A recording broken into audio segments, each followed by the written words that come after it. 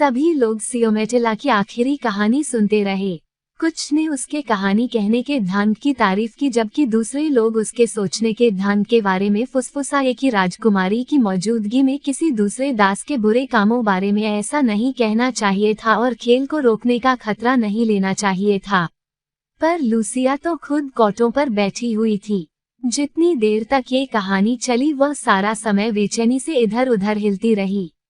वो इतनी बेचैन थी कि यह बेचैनी उसके मन में उठने वाले तूफान से कहीं ज्यादा थी।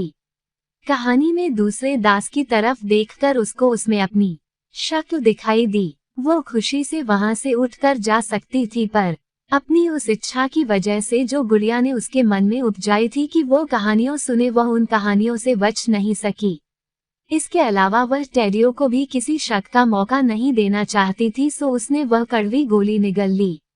उसने सोचा कि वह इसका बदला किसी और समय और किसी और जगह लेगी, पर टेडियो ने, जो अब तक इस आनंद का शौकीन हो चुका था, जोजा को इशारा किया कि अब वह अपनी कहानी सुनाए। सो सबको नम्रता से रस्में निभाने के बाद जोजा बोली, माय लॉर्ड राजकुमार, सच हमेशा से ही नफरत को जन्म देता रहा है और मैं यह नहीं चाहूंगी कि आपकी आज्ञा का पालन करके मैं यहाँ किसी को भी, जो भी ये सब मेरे आसपास बैठे हुए हैं, नाराज करूं। पर मैं झूठ बोलने की भी आदी नहीं हूँ और न ही कहानी गढ़ना जानती हूँ, इसलिए अपनी आदत और स्वभाव की वजह से मैं सच बोलने के लिए मजबूर हूँ। हालांकि कहावत तो यही कहती है कि सच बोलो और किसी से मत डरो। फिर भी मैं ये जानते हुए भी कि राजकुमारी जी की मौजूदगी में सच कोई सुनना नहीं चाहता, मैं डरते हुए बोलती हूँ कि कहीं ऐसा ना हो कि मेरी कोई बात आपको बुरी लग जाए। टेडियो बोला, तुम्हें जो कुछ कहना हो वो आराम से कहो, क्योंकि तुम्हारे सुंदर होठों से जो कुछ भी निकलेगा मीठा ही होगा। टेडियो के ये शब्द दासी के दिल को छेद गए, जैसे कि सबने, यानी काले और गोरे दोनों ने, आत्मा की किताब देख ली हो और उसने इन कहानियों से बचने के लिए अपने हाथ की एक उंगली कटा दी होती, क्योंकि उसकी आंखों के सामने सब कुछ अपने चेहरे से भी ज्यादा काला होता जा रहा था। वो डर रही थी कि यह आखिरी कहानी किसी धोखाधड़ी की शुरुआत है और इस बादलों वाली सुबह से वह सारा दिन कितना बुरा होगा ये जान सकती थी। इस बीच जोजा ने अपने दुख की कहानी शुरू से आखिर तक कहकर सबके ऊपर अपने मीठे शब्दों का जादू डालना शुरू कर दिया था। उसने अपने स्वाभाविक दुख से शुरू करके सारी तकलीफों के सहने का वर्णन, स्त्री का शाप, उसका तकलीफों भरा इधर उधर घूमना, फव्वारे तकाना, उसका जोर जोर से रोना और वह बदनसीब नींद जिसने उसको बर्बाद कर दिया। जोजा की पूरी कहानी सुनते हुए और नाव को भटकते हुए देखकर दासी चिल्लाई, बस करो, चुप हो जाओ, अपनी जबान काबू में रखो, वरना मैं फिर किसी चीज के लिए जिम्मेदार नहीं होंगी।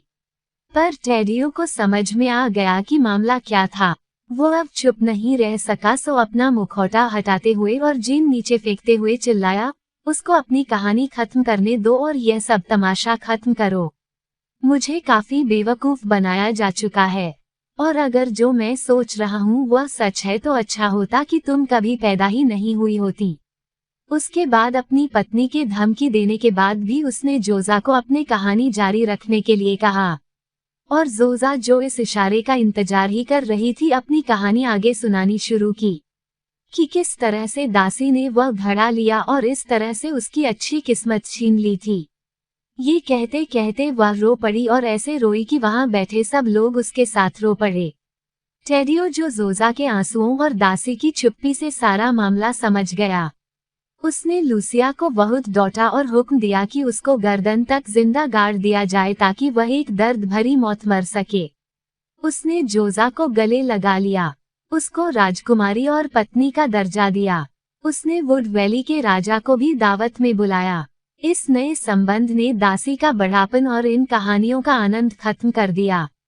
आपका भी इन्होंने भला भी किया होगा और आपकी तंदुरुस्ती को भी बढ़ाया होगा। आप भी अब इसे न चाहते हुए भी उठाकर रख दे जैसे मैं रख रहा हूँ। दुखी होते हुए और मुंह में शहद लेकर अब मैं आपसे विदा लेता हूँ।